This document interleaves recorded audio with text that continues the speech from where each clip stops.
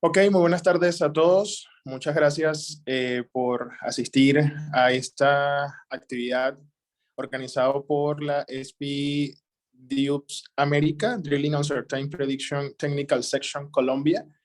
Esta sección hoy ha organizado estos webinars el día miércoles y el día de hoy con dos grandes expertos de la industria de la perforación a nivel mundial, quienes han venido a compartirnos parte de sus experiencias y de los avances tecnológicos que se tienen en este área a través de la SPE. En nombre de Noris Colombia Section, en nombre de Colombian Section y de SPE Southern Colombia Section, queremos darle la bienvenida a todas las personas que nos acompañan el día de hoy. Gracias por compartir este espacio con nosotros. El día de hoy tenemos la presentación del Dr. Wael Ziadat. Vamos a tocar un tema de perforación bastante interesante. Ya él nos explicará a fondo cómo o de qué forma están trabajando esto. ¿Ok? Bueno, una vez dándoles la bienvenida, les informo que voy a cambiar ya a hablar en inglés porque pues la mayoría de nuestros invitados y el ponente del día de hoy solamente maneja esta lengua, entonces vamos a cambiar el idioma a inglés. Les recuerdo que las preguntas de la charla, de la presentación, las pueden hacer a través del chat de Zoom, o al finalizar la reunión vamos a dejar un espacio por si alguien tiene alguna pregunta, alguna duda. Las preguntas las pueden enviar en español o en inglés para hacérselas llegar a nuestro ponente, ¿ok? Por favor, avanzamos en la siguiente slide. Thank you so much to everyone to stay here. Welcome to this presentation and welcome to the virtual space on behalf of Northeast Colombia Section and Colombian Section and SPE Southern Colombia Section. We want to welcome to the people stay here today. Drilling Uncertain Prediction Technical Section. Today we have this new presentation for Dr. Wael Ziadat. He is expert in the drilling area into the SPE, and today he come to here to explain this advance in drilling. This section, Dr. Wael maybe will explain it more about this, but for today, I want to say welcome to this space. Okay, please, next slide. Okay, today the presentation is on the age of chaos, embracing digital intelligence value expectation in oil and gas. Dr. Wael Ziadat, he's explaining about the theoretical of the age of chaos as a metamorph of the highly complex application, but understanding complexity. He suggests to our existing bodies of the knowledge in oil and gas may require a significant overhaul to improve. And the IR 4.0 project outcomes, the value expectation that clients have to contribute to long-term sustainable competitive growth for the industry. He's a very interesting area and very interesting subject for this area, but this is a very important area in the Society of Petroleum Engineers. Okay, please the next slide. Okay, Dr. Wael is a doctor from the University of Manchester, mechanical, aerospace, and civil engineering, specializing in engineering complex projects in the oil and gas sector. Oil and gas business and technical expert with over 20 years of experience and a drive toward excellence in project management, artificial intelligence and digital transformation and operation optimization in drilling and formation evaluation.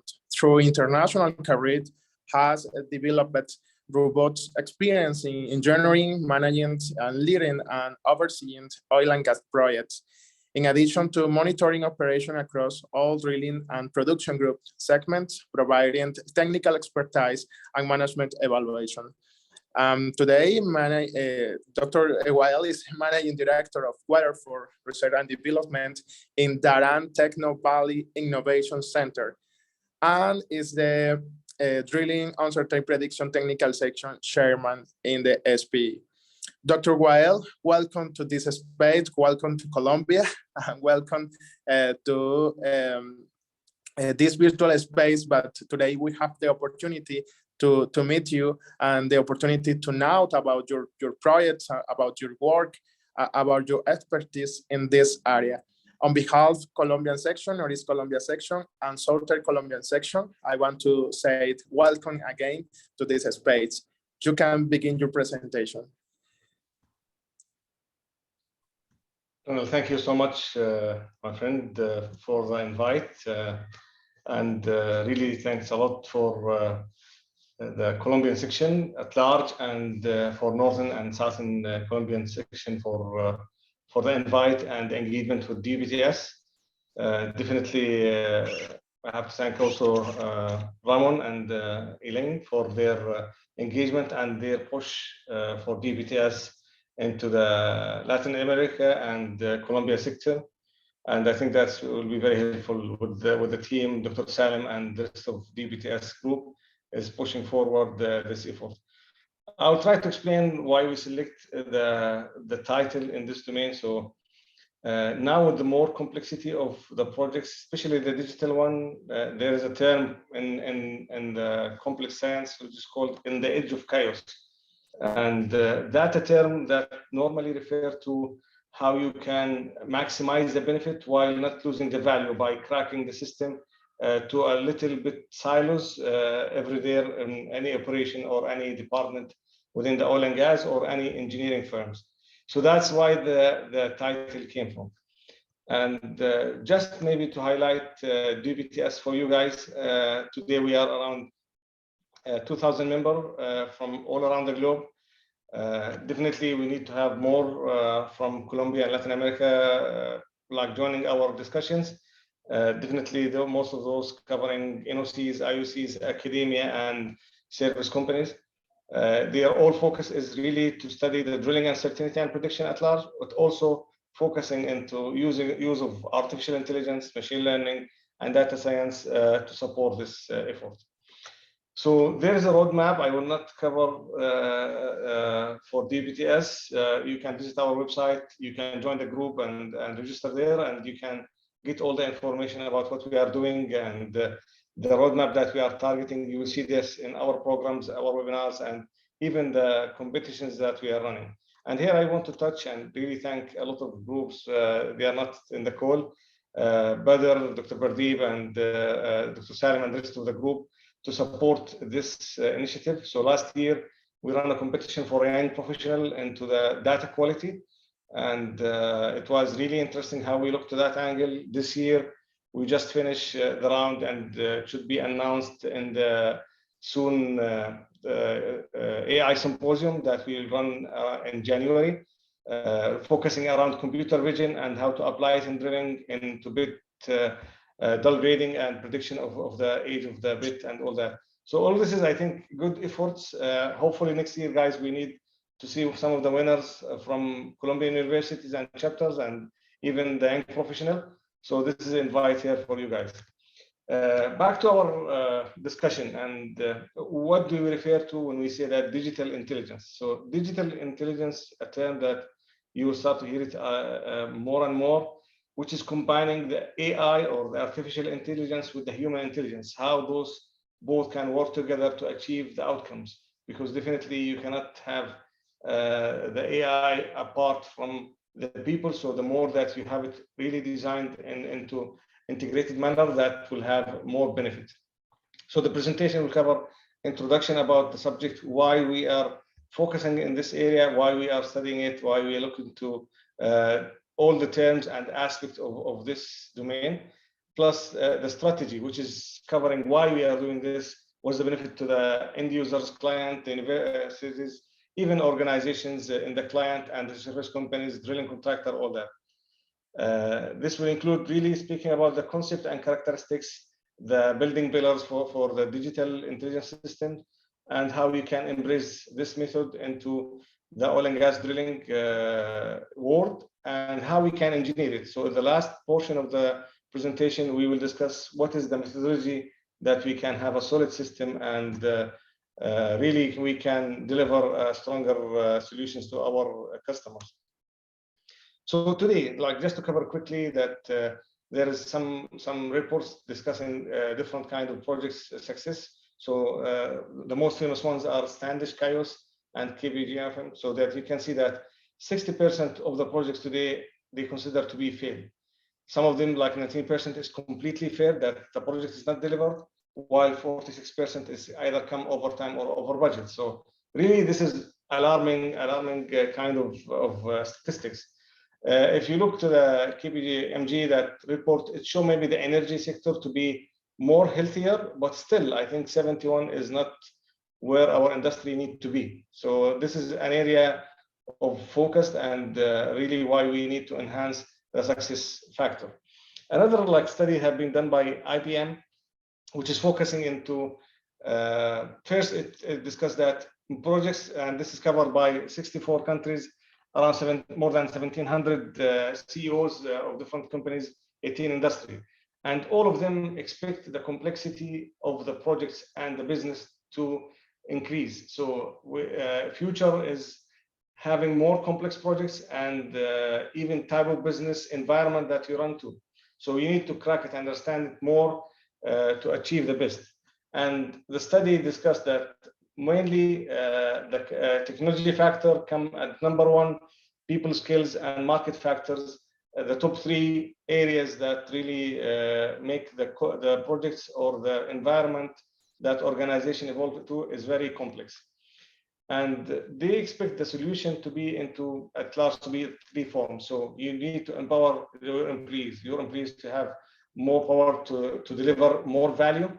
And it's speaking about engaging the client in all the aspects of your process of your business. So it is not like retail factories or that you deliver projects. You need to have your customer engaged through the whole cycle of your product life cycle. And definitely you need to amplify innovation by having more partners. And you can see it even today in the digital domain, that really the big players, maybe they will not align for designing drilling tools or completion equipment, production systems. But really when it comes to digital solutions, AI, you see there is a lot of collaboration. You see the simple solutions or any of the solutions that offered by the big companies today is form of more than 4 or 5 companies to deliver it. So this is really becoming true here. To cover some of the aspects of the complexity as well, we need to understand how Harvard covered it into their one of their issues. And they say that this is, as we said, that it's part of the business. We cannot avoid it, and you cannot fight it. So this is a big factor, that you cannot fight complexity because it's nature of the business, nature in our environment, and it will be and it will increase. And you cannot divide it. So some of the people speak about complexity by breaking down the project or the product or service. They make it simple. No, it is not the truth, because you will lose some of the aspects when you do this. The other issue also coming from Harvard discuss about the AI challenge or how it's changing the world. And you can see that really the AI-driven companies will overtake the traditional ones. And that's in both sides, like the number of users and the value those companies bring to the market. And you can see it like the top companies in the world today is partly driven by digital aspects. And really, I think maybe the guys, we can share the slide later on, even the Harvard special issue is talk about the challenges for those. So some of that is really the complexity of the system today that you can, and the lack of hardware. The technology is expensive, and the people, the expertise is expensive as well today. Some of that also the managers does not understand, or the management in the companies does not understand the value of such a technology, and more factors that will come, I think, in the next slides. The other piece I want to discuss, which is to define the complexity a little bit, is how you can handle simple rules of engagement or simple rules. And simple example is the chess game. So, you know, there is like a very handful of really set of rules that you need to follow, while really every game will be different and very complex behavior can emerge from those simple rules. And you can imagine this is like 2 players they are playing. You can imagine if you have 3, and if you have 3 into hexagonal, or if it is circular shape. If it is more than 3 players into the game. So how scale can take even complexity to different level. That's like will give you why complexity of digital solutions, AI solutions today become more and more. Other factor is what we call the butterfly effect, and this is really coming from the weather prediction side. So in predicting the weather, which is similar to a lot of what we are trying to predict in the oil and gas today.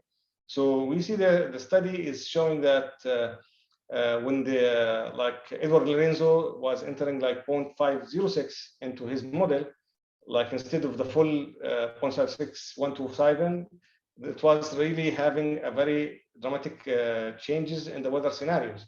And that's why it has been called his study, a butterfly flapping its wing in Brazil can cause a tornado in Texas or Gulf of Mexico.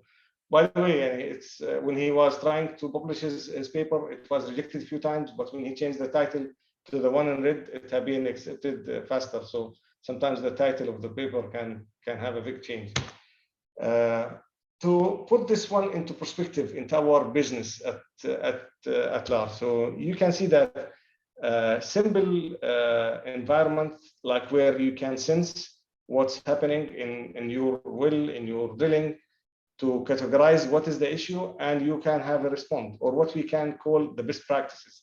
So this is a very straightforward kind of domain that people can handle it well.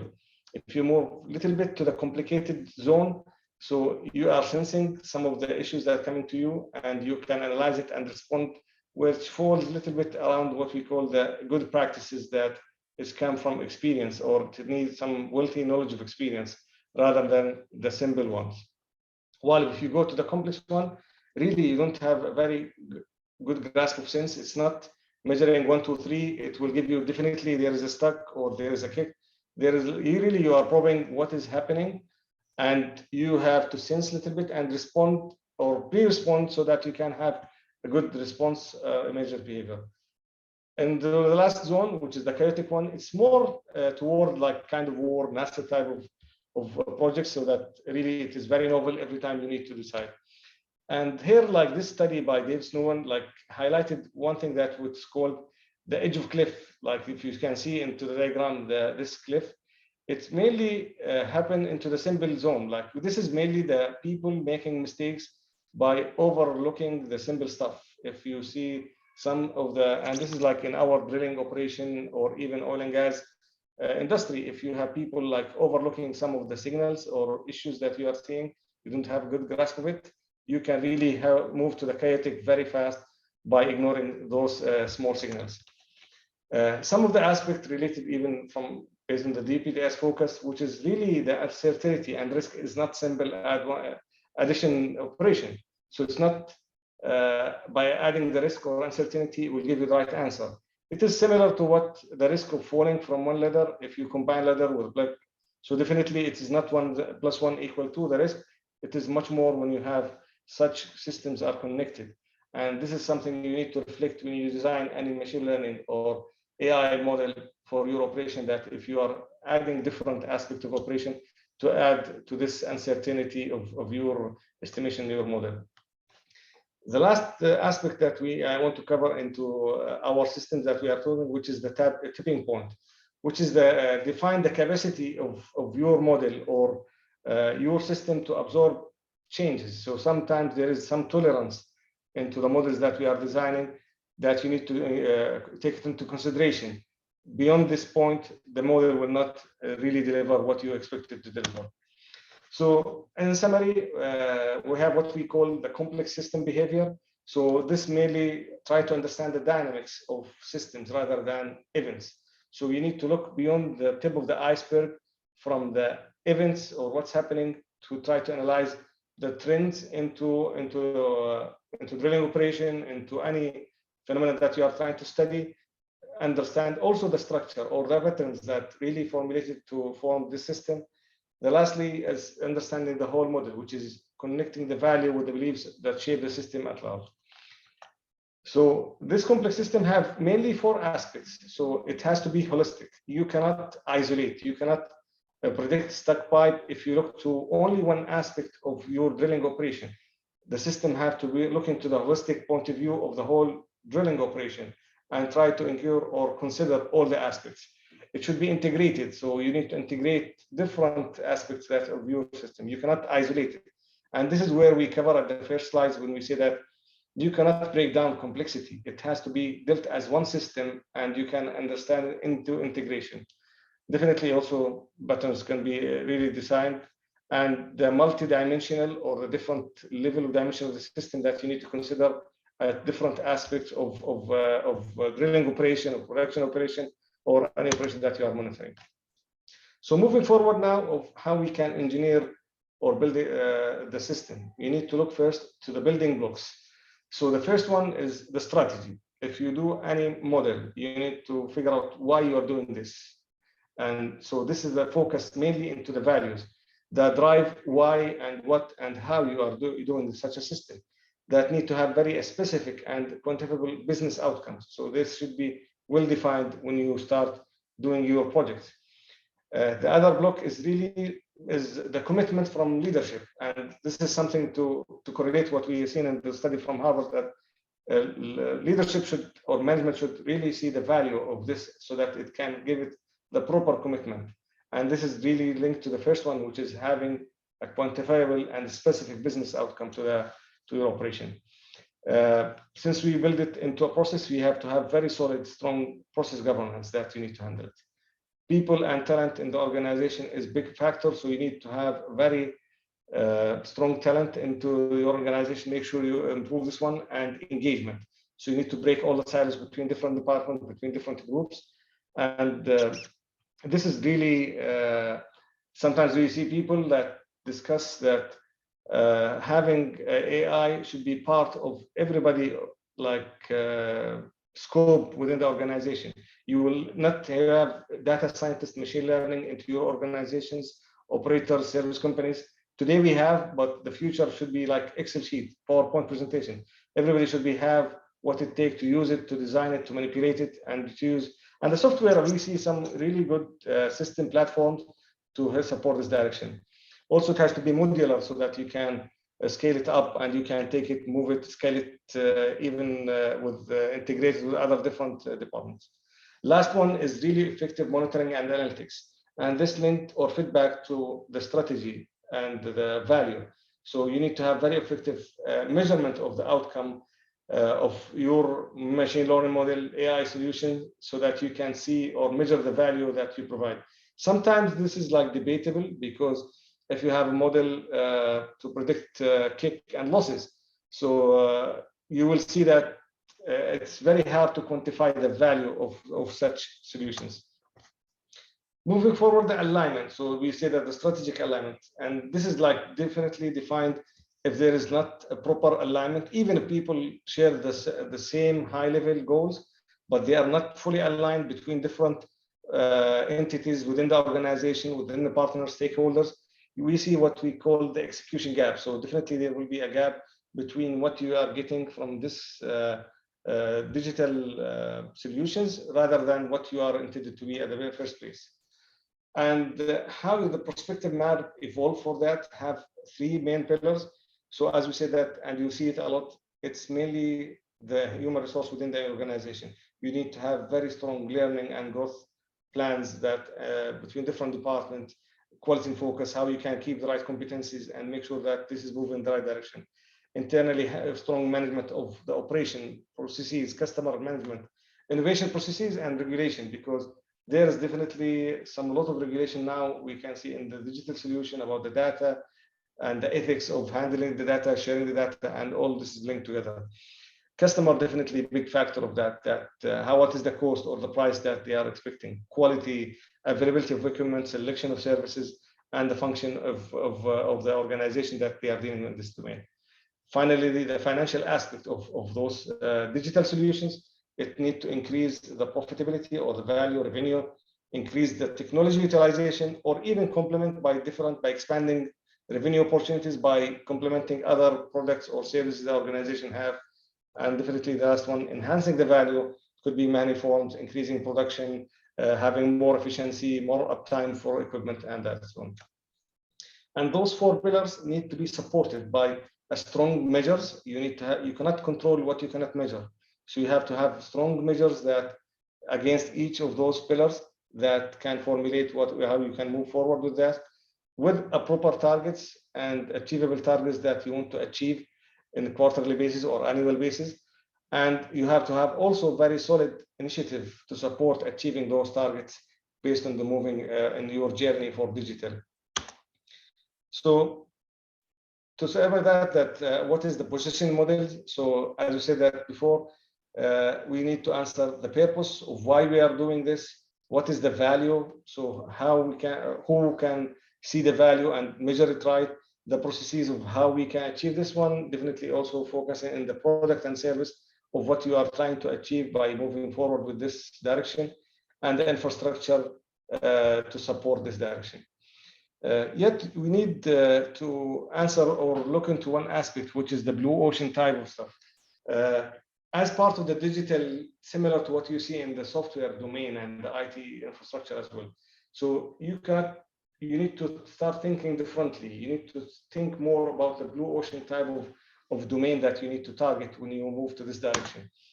So historically, there is in the oil and gas industry what's called Porter competitive advantage. So in general, like everybody in this industry focusing on different things, either cost or differentiator.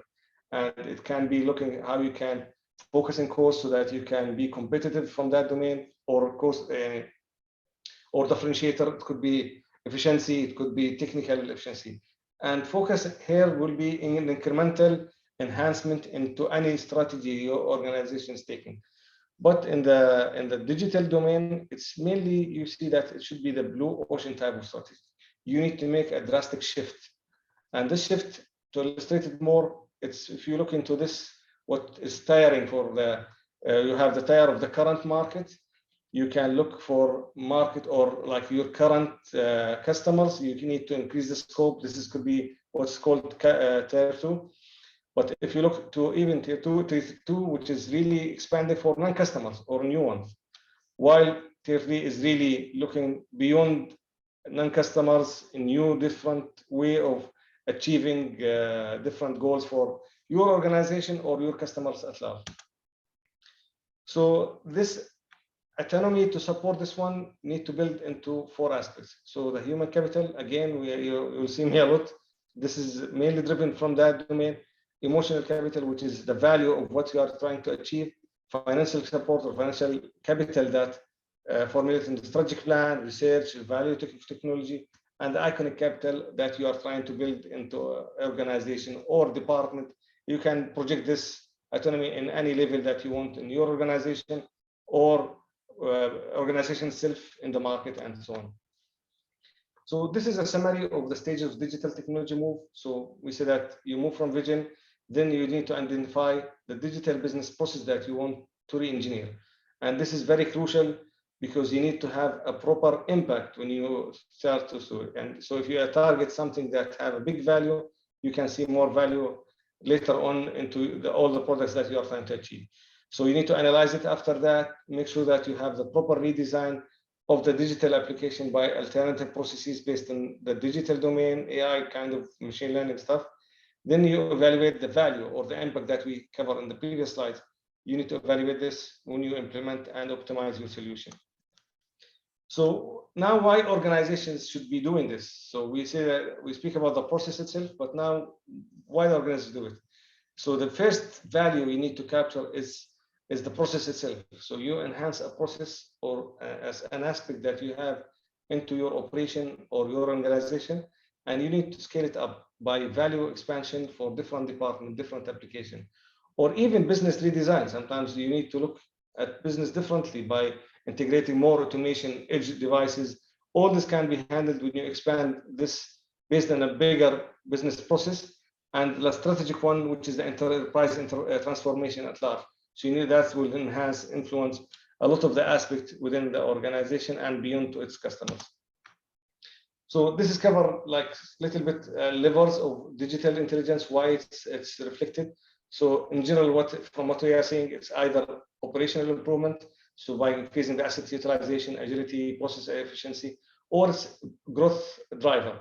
So it is growing or helping to expand, drilling more laterals or longer laterals. So that could be what's called the business driver for the digital intelligence. So with such digital movement and transformation, there is like, in general, different companies or different groups, even within the company, can adopt. So the innovator in general, so this is really the early adopters, that they are either creating those solutions, or they are adapting the early adopters. Then people will start to catch from different departments or different customers. And we can say that this hype or this technology start to be fully involved if we can see that 70 or 67% of the population or the industry taking this into consideration. Today now digital, there's a lot of energy around it, but we need to make sure that it is fully integrated, it's fully implemented into our organizations and our processes, and even our efficiency of handling different kind of our business. Last line, I want to really touch base on one critical subject. So this is part of how the digital life cycle. So we say that I will not go through the whole details. You will have a slide that you can digest later. But really, from initiation of the digital journey to the formation, then growth and maturity. So after maturity level have been achieved, hopefully we will be there and we have a very strong, mature digital system that you are running into your operation. You need to consider that there is always a leap, that you need to look what's the next growth level, because you cannot stay in this maturity and this performance at all. It's either you will decline into operation or something new will happen. So, and in general, in the digital domain, it's much faster than the regular one. So if you design a new completion or new drilling tools or direction drilling or new LOD tools, it takes a long time until you see the next cycle. But you'll see in the drilling domain or the digital drilling domain, the cycle will be much faster. So organizations need to keep in mind that you need to catch the leap all the time before it becomes too late. I hope that we cover this right, gents. I encourage you, by the way, to join us in drilling uncertainty prediction. Definitely, we have a very strong team. They are much smarter than me, such as Dr. Salim and the rest of the group. We have a really exciting discussions that help the drilling at large and focusing on the AI machine learning domain. With that, I will come to the end of my slides. Back to you, guys.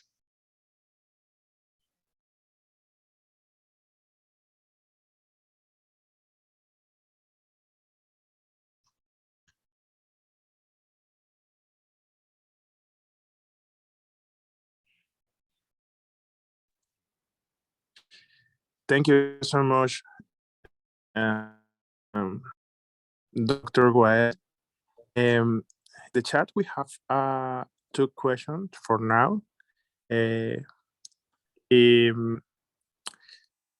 Ramon Alfonso Perdomo asks you, and Dr. Wael, thank you so lot for accepting our invitation to talk this webinar in Colombia. One of the main obstacles to implementing artificial intelligence projects in Latin American countries is related to the use of technologies, computing capacity, and skills of pooled professionals. From your experience, how could we ask private companies and academia to invest in these 2 areas, and how long do you think this process could take? Yeah, I think that's a great question. Actually, this question is not, by the way, limited to Colombia. I think it's in many places. So today it is a big movement that's happening into, I think, in the oil and gas and in many industries, and maybe it's reflected more into oil and gas because of there was, due to the energy transition and the carbon print, I think there was some of the shortage in the investment in that domain at large. So all the oil and gas have been suffering from maybe less investment. I think that's reflected in many aspects, not only the digital ones.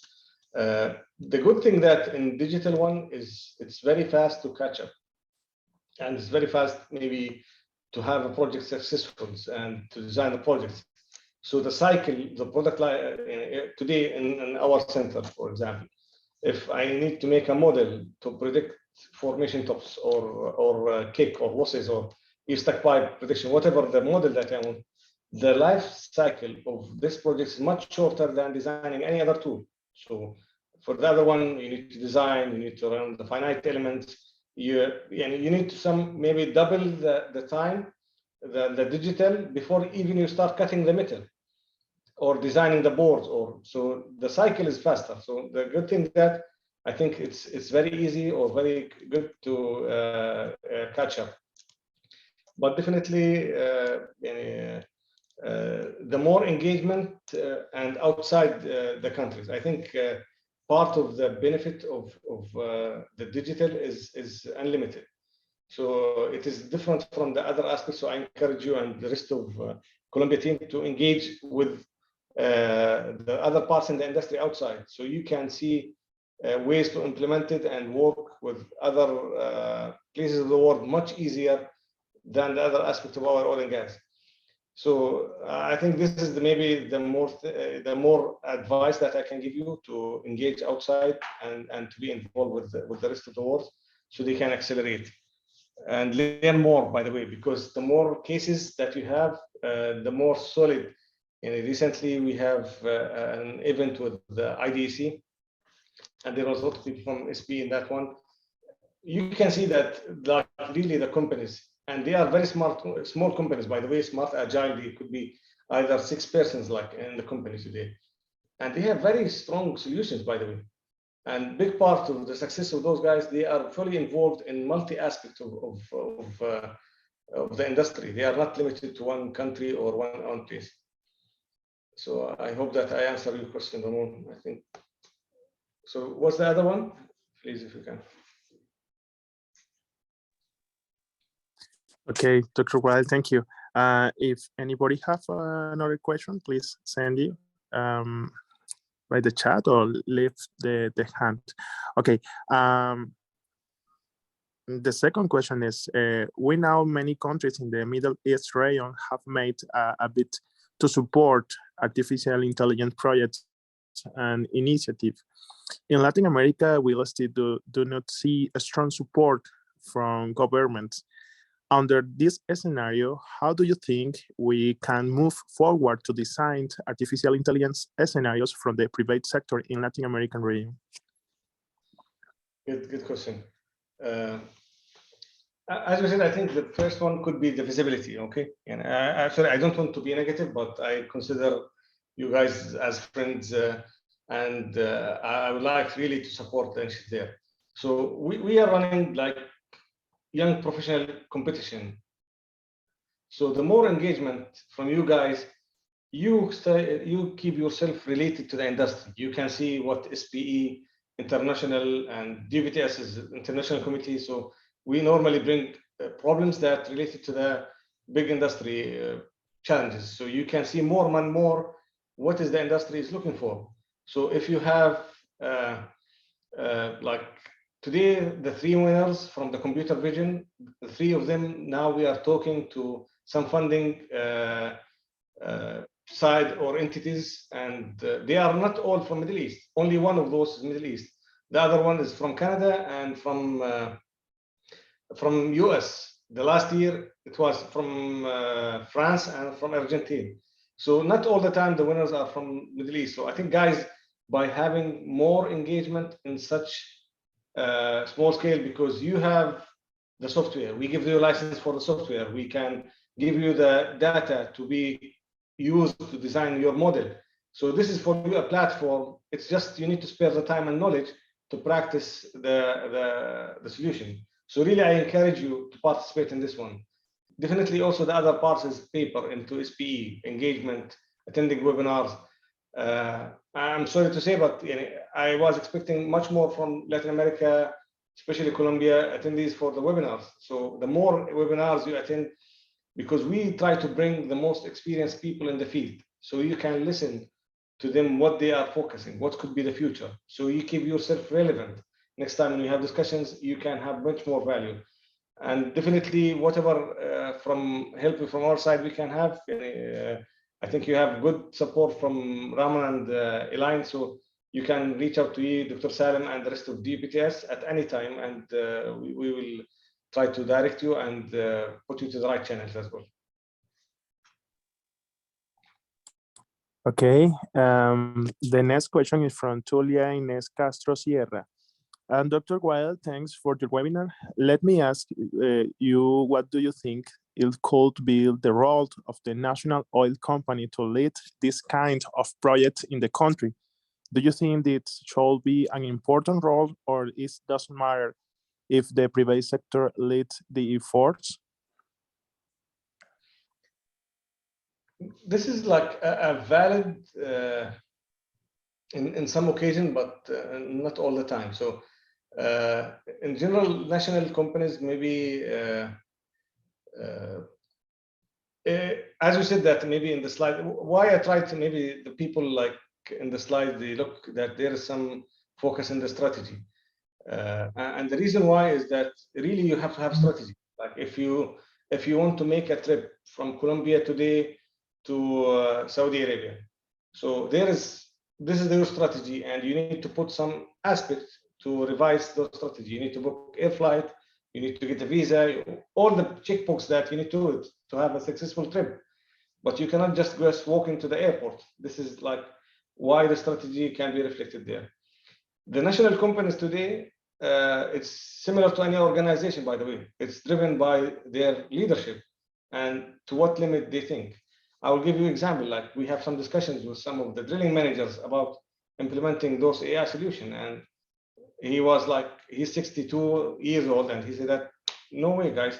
It's either I retire or pass away, then you can use this method to handle my wells. So it's very difficult sometimes, like to challenge such people. But it is win-win scenario. So if you have the private sector, and today I believe that the private sector can drive it more, to be honest with you. So you can focus into what's the problems that the national companies have, and you can study it. And because sometimes the national company can have a problem of CCA, of losses, of mud weight handling, ROP prediction or optimization, name it.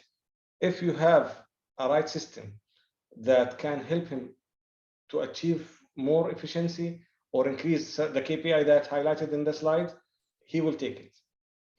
And big part of that, the computer vision. So if you take a picture of the bits, and the students who make it, by the way, and you shook like that, who make they make a lot of effort to make the models accurate, and so that you can, based on those pictures, you can predict what is the drill grading, how much time you have for this bit to drill. So, and this will be fast, very efficient by your mobile. So this is, guys, like could be a big driver. So in this case, if you go to any national operator and you give him, you reduce his bits rerun, you can improve his efficiency, you can give him some study about which field causing more damages, definitely you can drive it. So I think it's win-win both sides, but it depends in national organization today, but I can see it's more will be the private sector that who will be driving it. Okay, if somebody have another question, can send you to the chat or lift hand. Okay, the next question is by George Bosley. Thank you for interest lecture. From your experience, what is the most successful area for the implementation of artificial intelligence in drilling? Excellent question. So George, I think maybe just to link it back to the slides that we were discussing about like what and why this should be the fuel of what we are doing here. So today I can see that different clients, they have every 6 months or 1 year, at least from the clients that I'm dealing with, that partially in Middle East, Eastern Hemisphere side, that they accumulate in those 6 months or 1 year, what are their technology problems that they cause them more NPT, or they cannot drill certain wells, or depend what could be the areas there. So based on those challenges, you can transfer your solutions. If their problems is really efficiency, they want to have more well delivery. So you need to look into what could be the option. So if you optimize their ROP, this is 5% enhancement. But if you maybe optimize the rig move, it depends. Small countries like in our area, maybe the rig move is not a big deal. So, but in some other places, it could be a big deal. So the more efficient rig move, then it will handle that can reflect it into their operation. Today, from what we are saying, is mainly driven by predicting big incidents, that is stuck pipe, kick and losses, and even maybe any issue or that can interrupt the operation of drilling. So maybe this is the first one, and the optimization in that domain. So some of the solutions like analytics that can help to optimize the operation. The other one is really optimization. So phase 2 is the optimization, because today, if you optimize the ROP, I think that can have certain enhancement. Okay, by AI, there's other ways to improve the ROP, but really predicting accidents and help to engineer wells better by analytics is the more domains I can see. Thank you. Okay, thank you. This is an interesting answer. Okay, and the next question is from Tulia Ines Castro Sierra. And Dr. Wael, how we can, as SPE professional section, get involvement in the DUPTS initiative, and how DUPTS can support our local efforts to speed these topics? Excellent. I think it's two angles. First, definitely you need to go to DUPTS page and register so that you can get updates about webinars, competition, even like in LinkedIn, we have some discussions that any events that are happening there, so you can be aware of what things is moving and what event that we are participating. So because we have a lot of events that either we are conducting panel or we bring some of the experienced people in the field to discuss a specific domain that can show you guys where is the industry is heading into this domain. So this is the first step, definitely. The other one is participating by attending webinars, be part of the competition, because the competition is not just we give you the data and the problem and we see you in 6 months. Normally, we give you license to the software that can be used for it if needed. We run at least 3 or 4. Last time we run 5 educational sessions for the participants, and to a computer vision about bit grading and what does it mean, the new code ILC for bit grading. So we give them technical and software and like data science training to make sure that they are having a proper understanding. And definitely also we bring some experienced people that have a very strong contribution in forms of paper or research into the domain of the problem, so that they can give them what is the current state of science for this particular domain. So I think this could be the second one. This last one that I want to push for you guys is really, we have today 2 members. I think we encourage you to have more and more engagement. So we are open to receive some feedbacks from you. You can tell us like what problems that we can organize similar to this one, so we can invite people from the rest of the world, from our committee members or our real teams within the DUPTS, so they can give you some of the training or involvement and support in any domain that you think that it's worth discussion. Even participate in such event with you later on. I think there was also some question. Okay, thank you. Anybody have another question? Send by the chat or leave hand.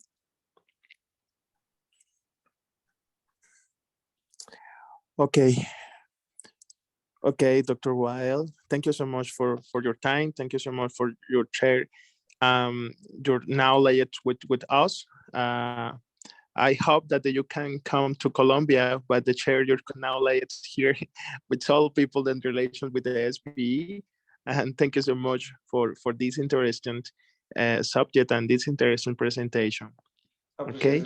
and thank you so much, and looking forward definitely to use Colombia and see you there all. Thank you so much, and appreciate it. Take care. Okay. Bye-bye. Off to the SPE Northeast Colombia section, Colombian section, and Southern Colombian section. I want to say thank you. I hope that they see you very soon again. Sure. Bye-bye. Okay, bye-bye. Thank you so much.